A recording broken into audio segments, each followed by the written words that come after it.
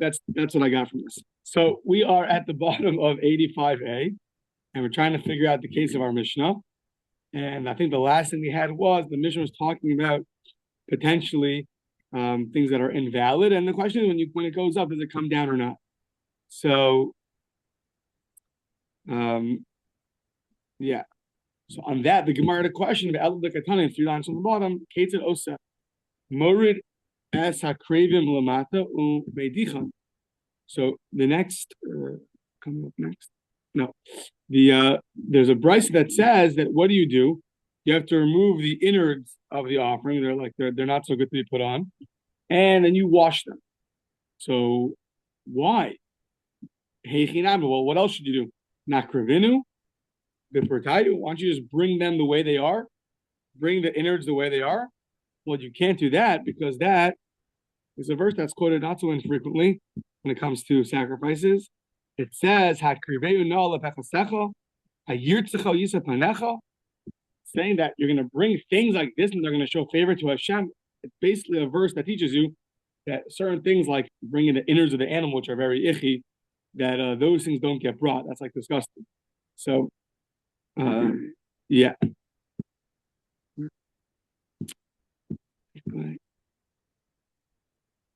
No. Okay. So anan hachikam. This is what we mean to say. Anan hachikamina. Madichan lamali. What's the necessity of washing out these sacrifices? So the imisrami kohen achrina v'lo yada naskinu. Let's say you're going to wash it out because if you have another kohen that's not going to know that it was an invalid offering, he might bring it up, and you don't want him to bring it up if it has this iffy innards inside. Rather wash it out, and it'll be better. To that we say, "Va'anan neku navid hulu kohanim milsad also by the kola." You're going to leave it and wash it out just so in case a kohen messes up, he's going to go bring it up, and at least it won't be icky. So that sounds like a strange thing to do.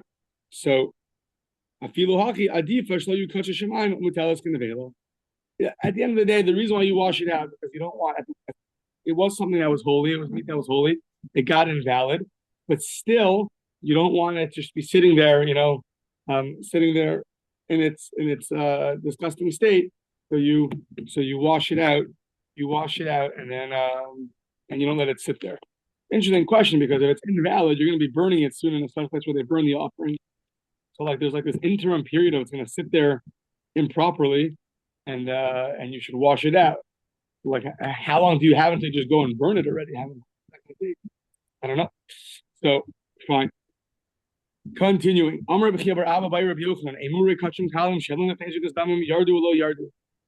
said a statement earlier that by kachim kalim, on the top of the previous page. Ula said the sacrificial parts of the lower sanctity sacrifices, shehe'alon lifnei zrigas damim.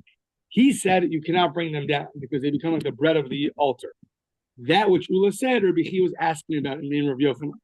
You have a less sanctified sacrifices like a shlamim, let's say, called kachim kalim, and you bring it up before you put the blood on. So now, do you bring it down or you don't bring it down? So Amar Rabbi Ami, why are you asking about this halacha of bringing it down or leaving it up? There's a much more fundamental thing to ask about, which is, does it have me'ilah? We know me'ilah is misusing something which is holy. A fully sanctified sacrifice, a chatos, is holy right away. There's me'ilah. A lower sanctity sacrifice, the question is, it's holy for sure, but the blood hasn't been applied yet, which ups its level of holiness. So at this point, where it's definitely sanctified, but the blood hasn't applied, is there me'ilah? Would a person be over the violation of me'ilah, of misusing holy property at this point?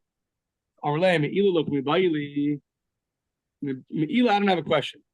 The zrika hu de kavalahu b'me'ilah. It's the zrika, it's the throwing of the blood which establishes this, which will then give it a higher level of sanctity, which will then subject it to me'ilah. Kimi ba'ile yerida. I don't know about taking it down. Kim ba'ile yerida upashit. Upashit lo yardu the ein ba'me'ilah. And he answered you don't bring it back down, and it doesn't have me'ilah. So it's interesting. There's like different levels. You have an animal that's like totally mundane. Then you have an animal that's sanctified to be brought as a column sacrifice, lower level of sanctity. Even in that level of sanctity, there's no me'ilah, but it's still holy. So much so that if you bring it up onto the altar, you have to leave it there. You can't take it back down, even though it's not subject to me'ilah until you throw the blood. It's like a middle level of sanctity. Enough that you don't bring it back down, but not enough that it has me'ilah. Rav Nachman bar Yitzchak Masni Hachi Amr. So he had a similar version. Amr Chiver Abba by Rabbi Yochanan Emor Gachchalam Shalom Nechnezik Damam Yesh Behen Me'ilah Ola. He actually, this version in the name of Rabbi Yochanan actually asked about me'ilah, not about taking it down, but about me'ilah. Only Rabbi Ami responded with the Bailach Yerida. Why you ask about me'ilah? Ask about taking it down. Told him back. Only Yerida look Kami Bailey. Dinasu Lachma Shem Mizbeach. This version states that, of course, we're going to leave the sacrifice up. Taking it down, you don't take it down because it becomes the bread of the altar. That's like Ula said. Ki Kami Bailey me'ilah. I want to know about me'ilah. Does it have me'ilah? Upashi Hachi Lo Yardu. Lo Yardu ve'en me'ilah. But the conclusion is the same. You don't remove the sacrifice from the altar, and it's not going to have me'ilah. And that's so on that they agree. How they get there is two different versions, but the conclusion is the same. That you don't have to be subject to me'ilah to have an obligation to remain on the altar. Kind of almost the situation. I want the altar today, but I really want to do it. Correct. Yeah, correct. Exactly. Correct. The next part of the Mishnah talked about the invalid offerings. Okay. Oh, and Rabbi Akiva. Okay, so Rabbi Akiva said, so we had a whole list that are totally invalid, and if they go up, they don't come down. Animals that was involved in sodomy, was avodah zarah, idol worship, payment for prostitution, exchange for a dog, kilayim, a whole thing. Then it mentioned bale mumen. It mentioned blemished offerings. And Rabbi Akiva said, no, actually, bale mumen. Rabbi Akiva said, if it has a blemish and you bring it up, you can leave it up there. So now we're going to qualify Rabbi Akiva. Rabbi Yochanan lo hitch Rabbi Akiva ala b'dukin sheba'ayin holuk sheirim ba'ofo. Interesting. Rabbi Akiva, when he allowed blemished offerings to remain on the altar, it was only offerings that have a blemish, such as a cataract blemish. And of all blemishes, only a cataract blemish. Why? Because that is kosher ba'ofer.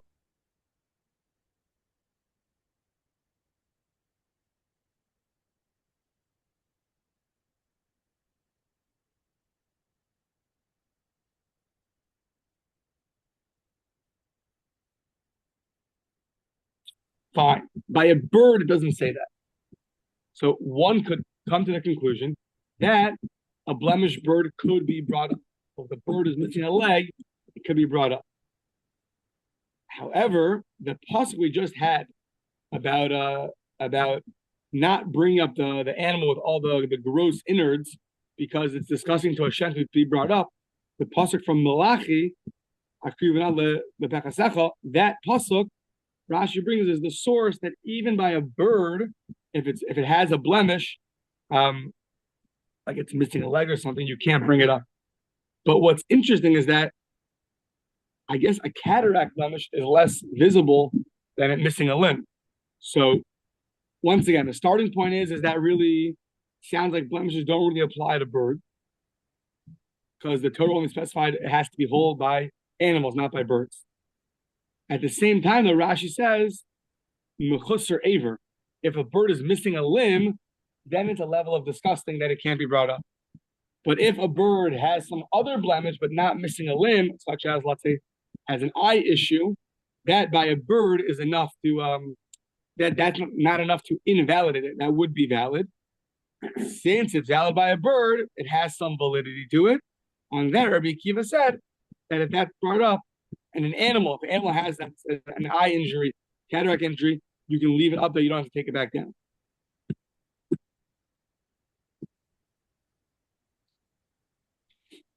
However, another qualification, shekadam hegdishon es muma. That's only if the sanctity came before the blemish. If the blemish would come before it was sanctified, that's like saying it was like, born blemished, basically. If the second it became holy, it was already blemished. Even Rabbi Akiva will agree. So once again, this machlokas argument Rabbi Akiva and the Chachamim is very limited. When you read the Mishnah, it sounds like they argue about all blemishes. But really, they argue about a blemish that's kosher by a bird, which is a blemish of a non-missing limb, such as, let's say, cataract blemish. That's one. And two, it has to be that it was first sanctified, and then it got the blemish. Then and only then will Rabbi Akiva allow it to remain on the altar. But if it's, let's say, missing a limb or something like that, which is not kosher by a bird, then he agrees with the Chachamim. Or even if it's a cataract blemish, however, it preceded the sanctity of the animal, that's also going to be something which Rabbi Akiva will agree it has to be brought down from the altar. Correct. Very rare case. But you have to know if it does happen, what to do. Yeah. Yeah. Okay. If you have an ola, which is a female, if you bring an ola as a female animal as an ola, that's the same as the blemish preceded its sanctity, because you can only bring up a male animal, and therefore he'll agree that he has to take it back down. Yeah. Even an ola, Rashi says it's kosher by a bird. On the keva, a female bird is fine. But still, when it comes to animals, it has to be a male for an ola, not a female, and therefore he'll agree he has to take it back down. Okay. So this invalidation of sodomy, does that apply to birds? If there's sodomy by a bird, so it only goes one way by a bird. A bird can be sodomized, it cannot sodomize others. So in the case that it is sodomized, is that invalid? You would say, why not? It should be the same as the animal. Well, not necessarily. Why? Maybe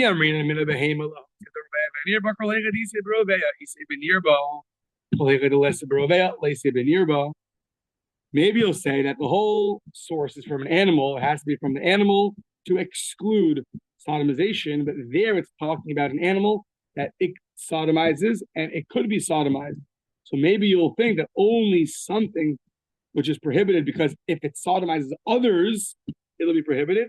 It has the prohibition if it was sodomized. If that's true, then a bird is excluded because a bird can't sodomize. It can only be sodomized. Oh, Dilma, what we probably would have thought. At the end of the day, Avera was done with it, and that should be the disqualification and not allow it. If it's brought up, you must bring it back down. Amar Rabba, says Rabba, Tashma Rabbi Kiva Makshir Balimumin.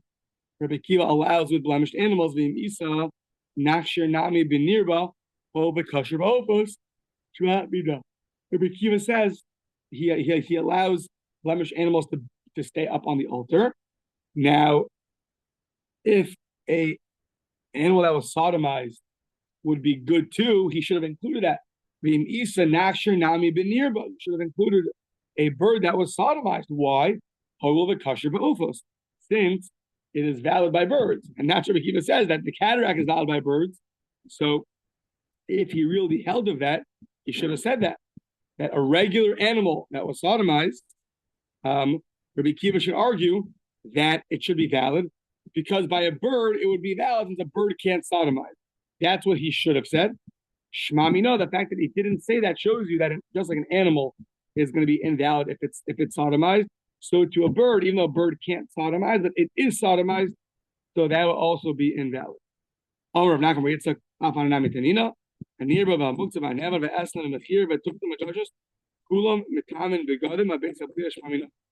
comes to a nevela, whether it was sodomized or was set aside for vodah zarah, or it was worship, or it was given as payment for prostitution, or was exchanged for a dog, or it was a tumtum or androgynous, either it had we're unclear of its identity, was it a male or a female, or it had both signs.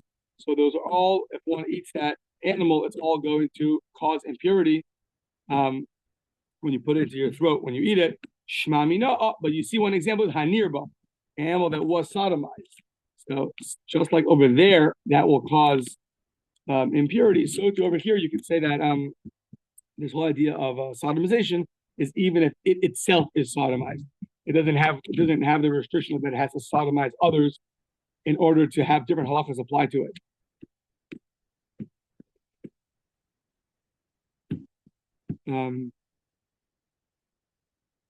Rashi points out that this brisa that's talking about nevela, so it starts off saying hanirba, one that was sodomized, and it doesn't say haroveh, one that's sodomized, to teach you that we're even talking about bird nevelas, meaning even if that's a bird which cannot sodomize. That's why the brisa only said at nirba that it gets sodomized, and yet we see it'll still cause impurity.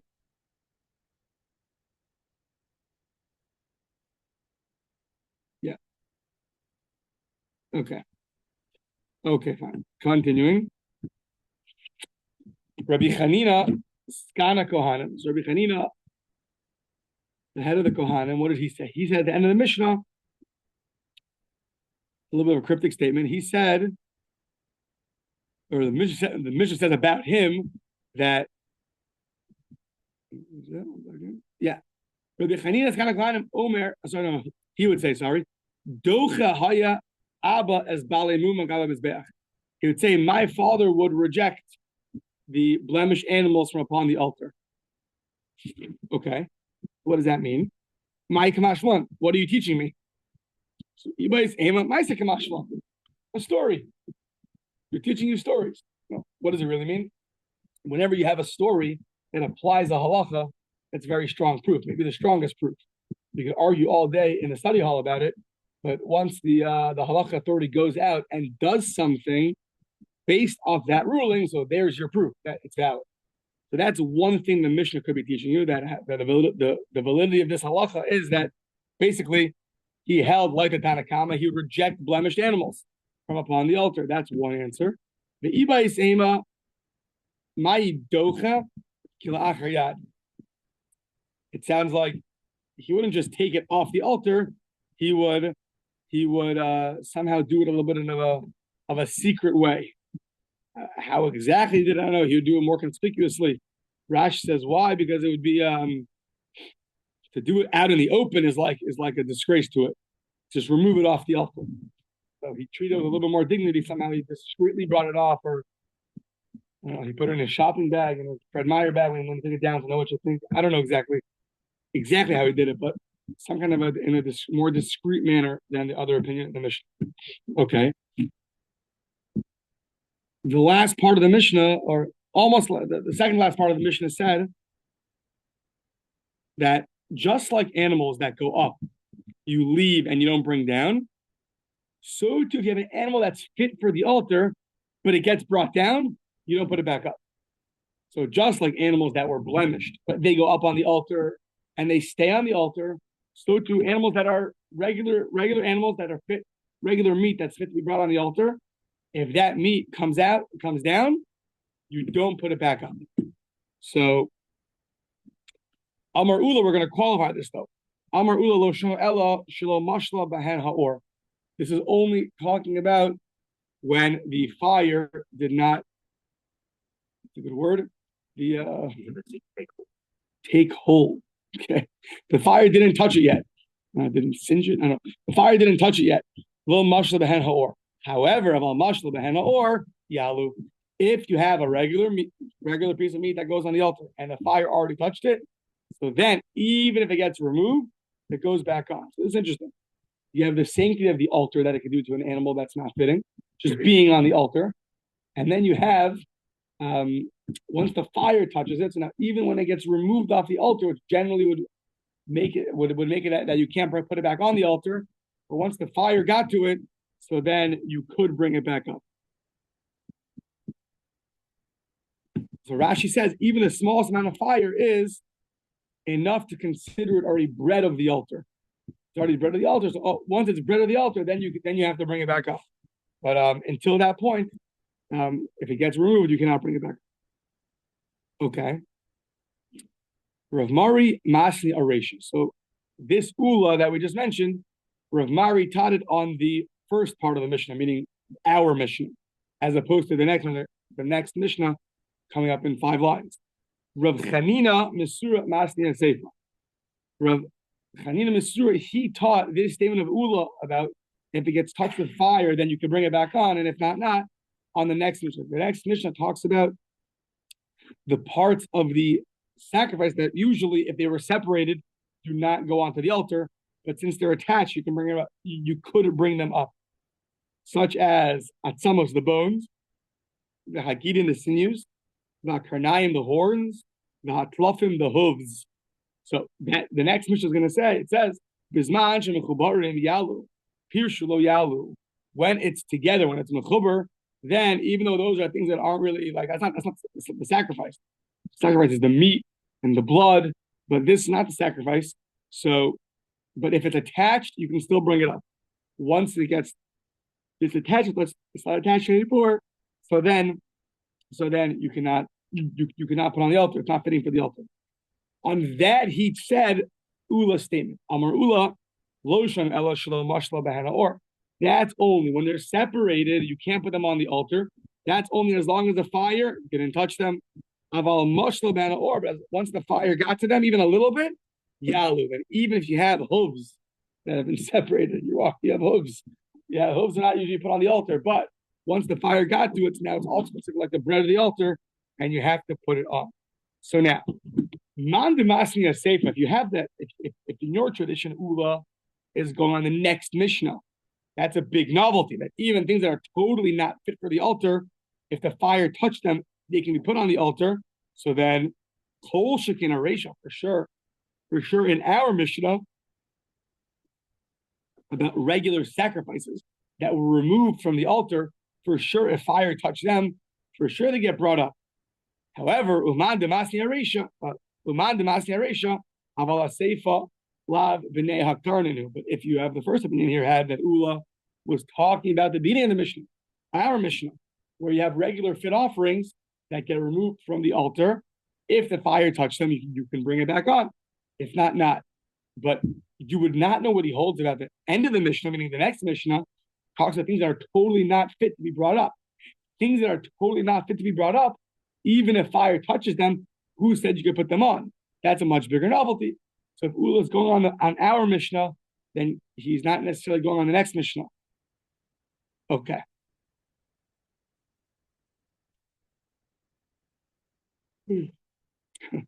Yeah. Speaking of the next Mishnah, the Elu, im alu yardu. If it goes up, you got to bring them down. What are we talking about? Basar kachay kadashim. So now, ubasar kachim kalim. The food that's supposed to be eaten, if that goes on, bring it back down. You got to eat it. Umoser ha'omer, the leftover omer offering also is eaten. The shtei lechem and the bread on Shavuos, the lechem upon him, and the face bread, the bread that's there on a weekly basis. Vishiyare mincha v'haktoras, and the leftover mincha v'haktoras that one second. So I think the mincha and hektoras, you're not eating the mincha and hektoras, they're just not fit to be consumed by an altar. So you bring it back down. Yeah. Either they're totally fine, flour and incense, but leftover flour and leftover incense, that is not fit to be brought up on the altar, and therefore you are going to have to bring it back down. Semer, the wool, sheberoshe kasim, the wool that's on the heads of the lambs, not a sheep. There's wool on the sheep. The lamb is a baby. Oh, okay. The wool. So we're talking about an ola. An ola, if it's the wool's on the head, so Rashi says that the head is not included when you have to shear its wool and bring up the skin, things like that. That's not including the head. Yeah, Hatzamer Shebroshik Vasim, the Seir Shebis Akin Tayashim, and the hair on the beard of the goat, of the he-goat. Also for an Ola. So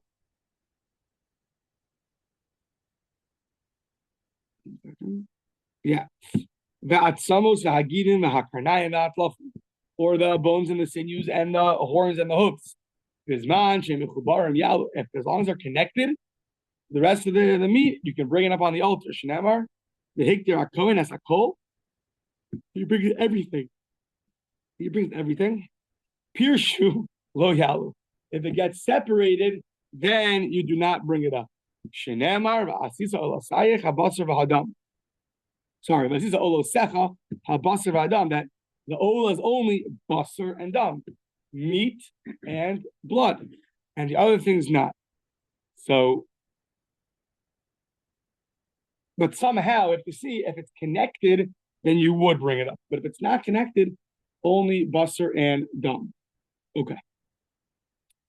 Says the Gemara, going to prove this point. How do you know that if it's connected, you bring it up? Everything. That's coming to include bones and sinews, horns and hooves. You would have thought that even if they get separated, and you're holding hooves, but it says hakol, everything. You want to go bring it up. No, the old has to be only meat and blood. Well, hold on.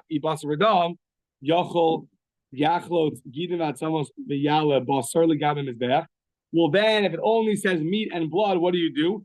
Remove the sinews and only bring, or the horns, or the hooves, or the bones, and bring that up.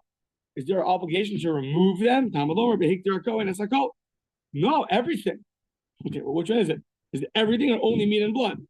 Haketzad, what's the resolution of the contradiction? Mechubarin yal. If it's attached, so then you bring it up. Pirshu, if it got unattached, disattached. Afilu hein barosh hamizbeach yardu. If they're not attached to the rest of the animal, even if it's at the head of the altar, you got to bring it back down. Okay, so that's the rule. Man Tana de Shamislay the Amar Pirshu Yardu. Rebbe he, who's the opinion that says Pirshu Yardu, that if they get separated, you got to bring it back down? That is the opinion of Rebbe. Where is this Rebbe? The Tanya. It says in the Bryce of the Kohen sacrifice everything to include bone, sinews, horns, and hooves. Even if they got separated. You make the ola, meaning you bring it up only if it's only with the meat and the blood. That sounds like not bones and sinews, horns and hooves. Lomar lach ikule ola atamagzir v'iatamagzir ikule gidin v'atzamos. This is coming to include the equal, the like leftover, the remnant. Partially consumed. Of it. Oh, more partially consumed. Yeah, they said partially consumed up to it was propelled off the altar. They were done in there.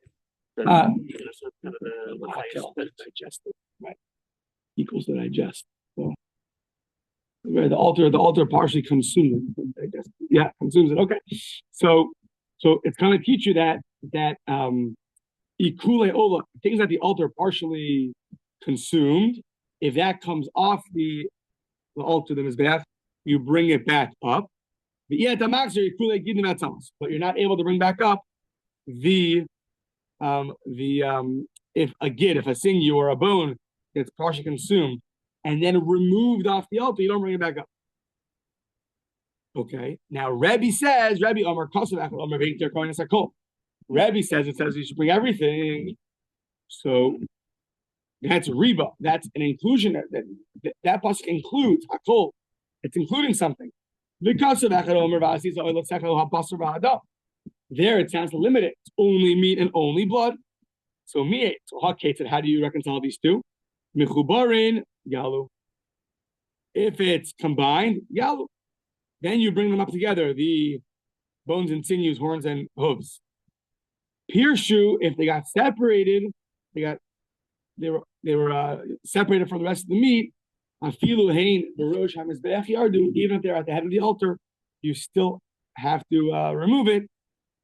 So who's the opinion that says pirshu yardu? That if you separate it, you have to bring it back down?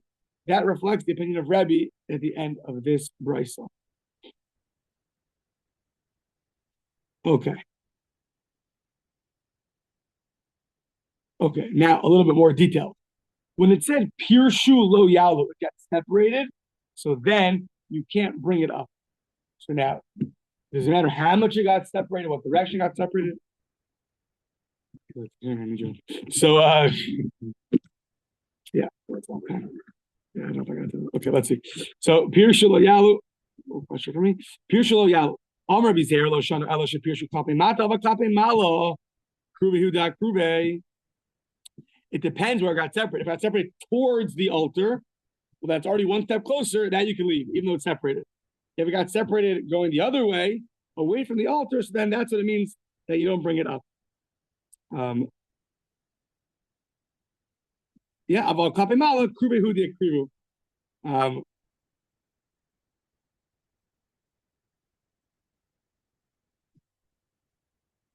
Okay. On that, the Gemara asks,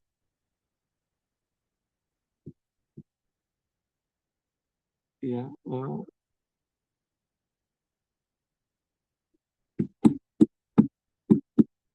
second. Krube equal. Okay,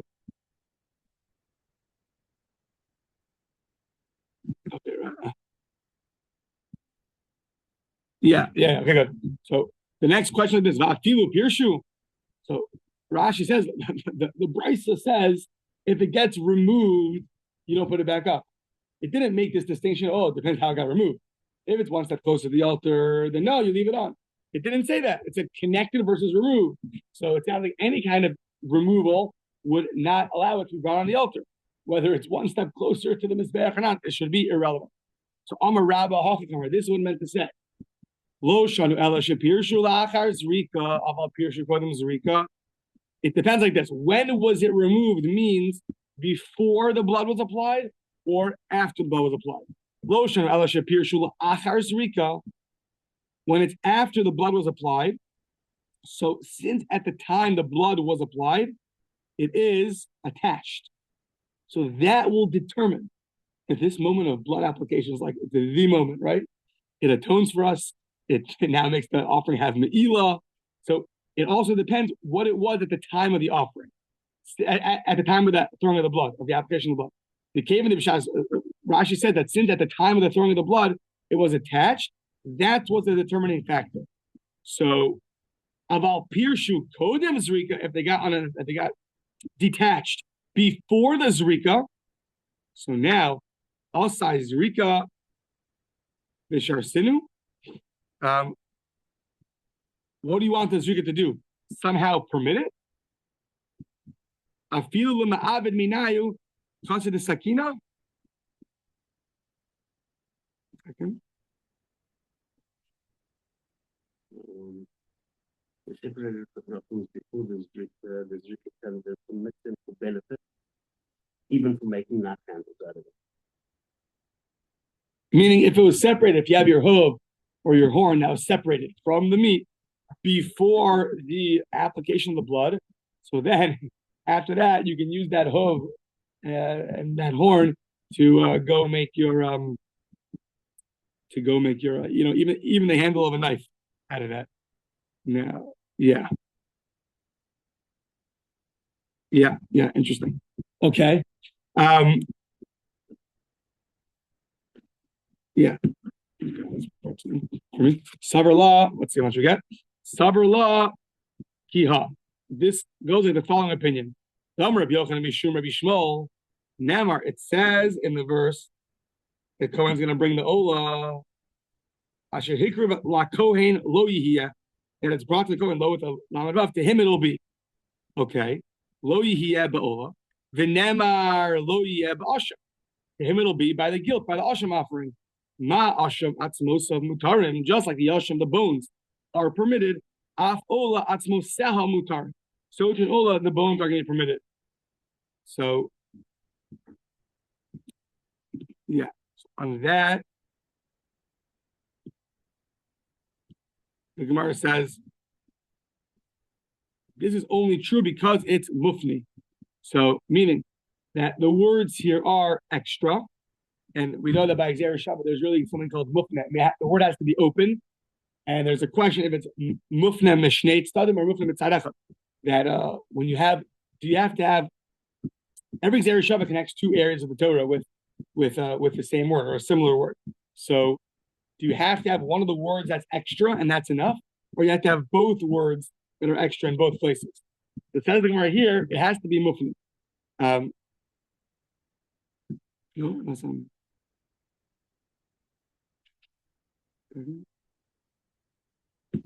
Mufli is referring to the Zera Shava. Position, Yeah. Okay. Good. So the elo mufni, because if it wasn't open for exposition, ikala mifrach, you would have said as follows: Mala asham shekain b'asham mutter. So he said you can't learn from the asham because the asham, the meat itself, is permitted as opposed to the ola. So that's what you would have said if it's if it wasn't mufna, if it wasn't open for exposition. But now that it is open, we learn a zera shava from it. Luya yesera, that the word luya is extra, and from there you learn to an ola that the bones are going to be permitted, even though there the meat is not permitted. Okay. Let's see. Masir of Adabar Ava, Atzamos Kachim the face Rika Molen Behen. Oh, wow. Bones of Kachim before Zrika, there is Me'ila, and La'achar Zrika, Ein Molen. And after Zrika, there is no Me'ila. So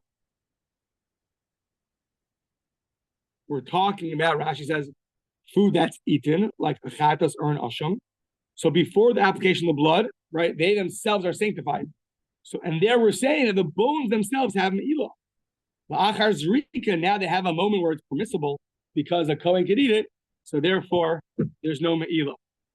Vishel Ola, but an Ola, Molin Bahan Olam, the bones are going to have Me'ila. So we just said the bones are permitted, no Me'ila.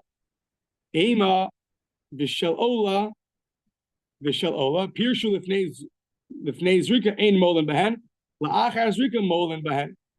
So maybe you'll say that when it said that there's no Me'ila, it was referring to only when the parts of the animal were said, the bones were separated before the application of the blood.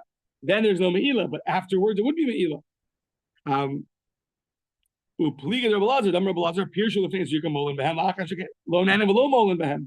This would be in direct contradiction to Rebbe Lazar, who says if the bones got separated before Zrika, there would be Me'ila, but La'achar Zrika, you can't get benefit from them, and there's no Me'ila. Meaning, if there's no Me'ila, then you could get benefit from it. What it means is it's a rabbinic enactment. That biblically there's no Me'ila. However, rabbinically, one will be prohibited from getting any benefit from here. I think we wanted to do this week. Oh no, it's 5:55. Already 10 minutes early. So next week we can still do 6. Okay, never mind. Maybe next week after Hanukkah we'll do 10 minutes early for a week, right, to make a little catching up. I'm hearing too much excitement.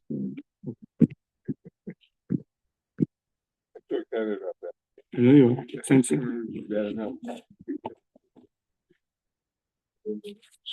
Oh yes, look at that. Hanukkah gift. Another one. I'm assuming that Mincha Marav is in the other pole. Mincha Marav at the pole. We've done that. When the shul like set up. I mean, that'd be very helpful for my wife. So, I mean, I'll double check right. That's very helpful. Thank you very much.